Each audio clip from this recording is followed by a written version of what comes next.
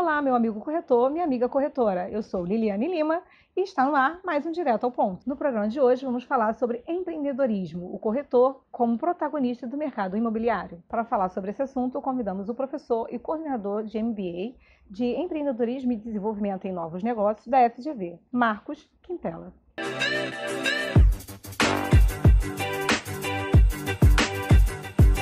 Marcos, obrigado pela sua presença, bem-vindo ao nosso programa.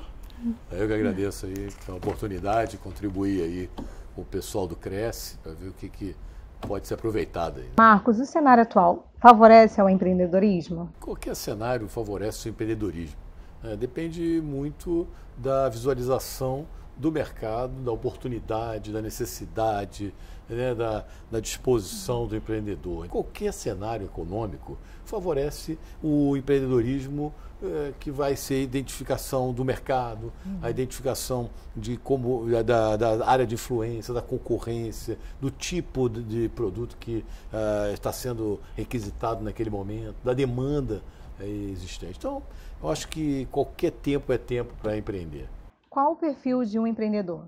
Isso aí, existem várias situações aí que o pessoal gosta de relacionar, né, dar uma receita de bolo do perfil do empreendedor. Mas o empreendedor, ele é um sujeito que tem aquela característica de visionarismo que eu vejo sempre. Não no sentido de adivinhar o futuro, né, de visionarismo de oportunidades, né, de identificar essa oportunidade, estruturar o negócio em função desta oportunidade, estudar adequadamente a demanda. Então, ali requer várias características de uma pessoa, né? De conhecimento, de perspicácia, né? Ousadia, assunção de riscos. Quais são os primeiros passos para se investir em um negócio ou uma ideia?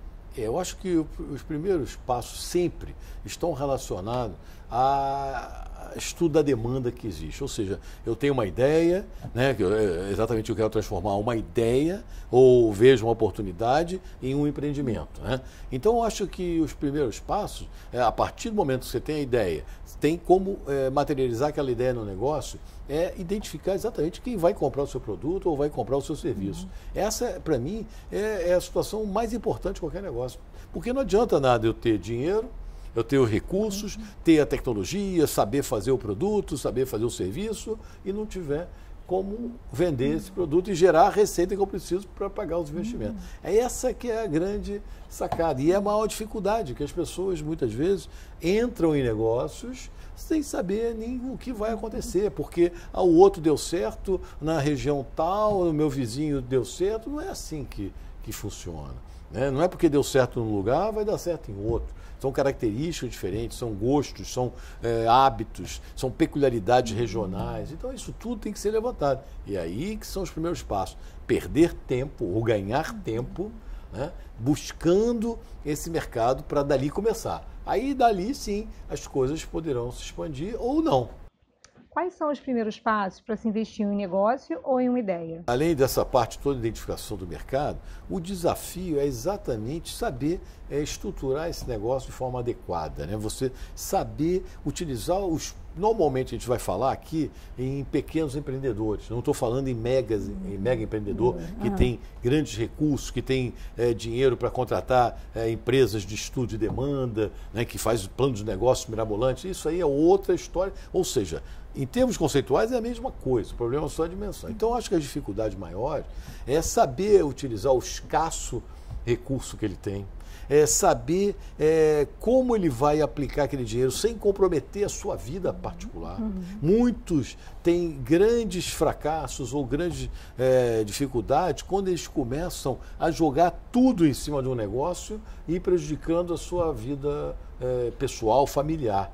Isso acontece muito, né? Aquele negócio, eu aposto tudo nisso, tem que dar certo, é o tiro de misericórdia da minha vida. E, geralmente, quando acontece isso, vai haver um fracasso, né? Então a dificuldade dele é saber equilibrar isso, saber até onde ele pode ir, saber abortar o processo caso identifique uma possibilidade de insucesso, ou não ir desesperadamente, não, agora já coloquei dinheiro e vou até dar certo, que pode ser uma situação muito pior. Então são dificuldades que são fases, que o empreendedor, e uma coisa que acontece muito na vida do empreendedorismo, é tentativa e erro.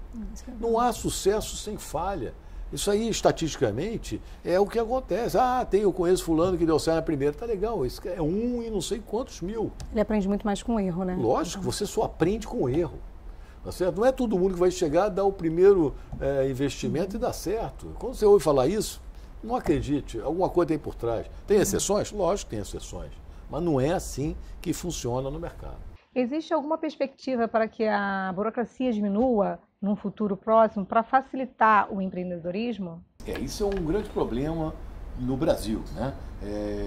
A burocracia excessiva, né? Em termos principalmente de papelada, de abertura de empresa, o tempo excessivo para abrir empresa e mais ainda para fechar uma empresa, né? Hoje já houve avanços bem significativos com o Simples, com essa aglutinação de determinados impostos, até para o pequeno empreendedor, o microempreendedor individual foi um grande avanço. Quer dizer, tem um caminho próspero pela frente, mas precisa muito trabalho ainda. Existem muitos projetos de lei que fazem isso, então tem que acabar com esse sistema cartorial, né? Sempre você tem dificuldade em conhecer firma, aprovar endereço e fazer isso, fazer aquilo, ou seja, você não consegue andar, né? Você para o crédito, então quer dizer, eu acho que a burocracia ela é uma das dificuldades, mas não impede o empreendedorismo. Por quê? Porque você tem que se adequar ao ambiente que você vive. Se você vive num ambiente burocratizado, você tem que se adequar a isso. Não tem jeito, né? Não tem jeito. Não tem como correr. Se não fosse assim, não haveria tanta empresa, não haveria um empreendedor nacional, não é isso? Quanto tempo uma empresa leva para dar retorno do investimento?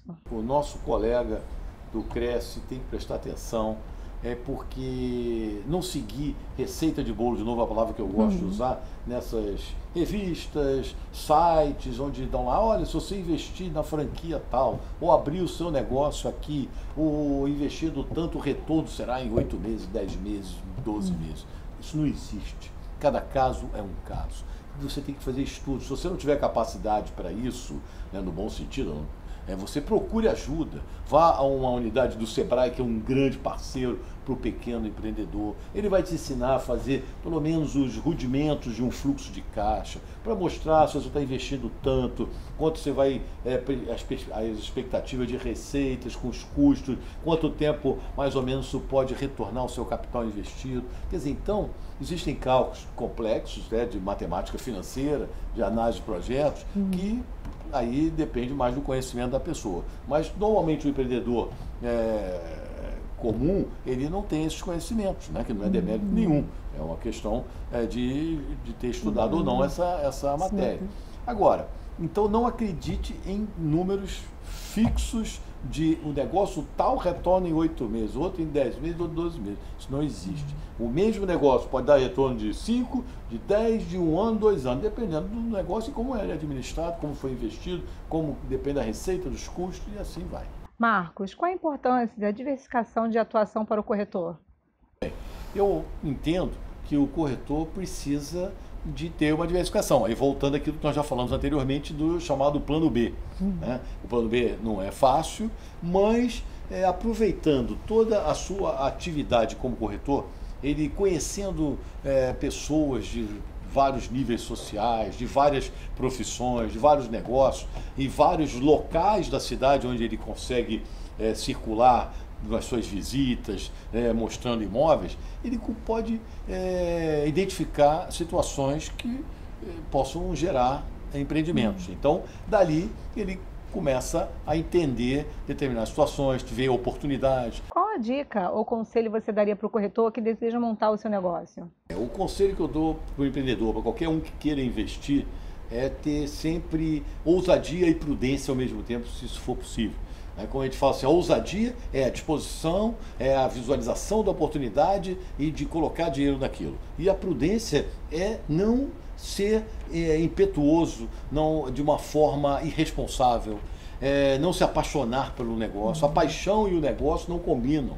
Então o sujeito, às vezes, ele se apaixona por um negócio e acha que aquilo vai dar certo e não vê mais nada no entorno, não estuda o negócio da melhor maneira possível e tem uma tendência muito grande de quebrar. Então, eu acho que o conselho é sempre tudo que eu já falei, em cima de mercado, ter paciência de conversar com outros empreendedores, com concorrentes, não precisa se identificar, né? Começa a mapear, fazer pesquisas pessoais. Geralmente você não vai ter dinheiro para contratar um instituto de pesquisa, então vai lá, observa, fica toda semana olhando o movimento naquela região que você quer abrir um negócio, que você identificou, e conversa, pesquisa, leia na internet, faça milhares de estudos até ter, entre aspas, uma certeza de que aquilo ali pode dar certo. Não garante que vai dar certo, mas você já está minimizando o risco de dar errado a partir do momento que você exaustivamente estuda isso. Então você tem que ser ousado, mas não pode ser irresponsável. Você tem que arriscar, porque o risco é inerente ao processo de empreendedorismo, mas não pode ser apaixonado, de ficar cego perante as oportunidades, né? Então acho que isso tudo é um conselho interessante. E cuidado, né? Colocar todos os seus recursos, tudo que você ganha no negócio, você tem que ter uma situação de prudência para a sua vida pessoal, que se quebrar o teu negócio, você não quebra a sua família. Então esse equilíbrio é muito importante.